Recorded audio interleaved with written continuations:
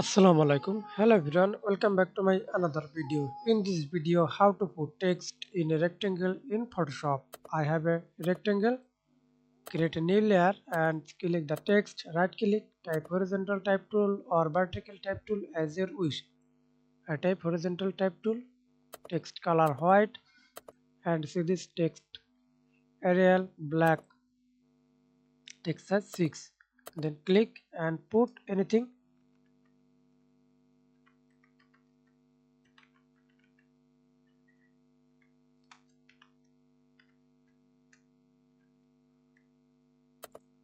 Okay, press Ctrl T, hold Shift, click and drag it. Double click, hold Alt up to or see this character panel. Again double click, change the color, text color, add drop shadow. Click OK, hold Ctrl, select the rectangle, align middle. Press Ctrl Z. Now we can see this put a text in a rectangle. Thanks for watching video. Please subscribe to my channel, like, comment, share.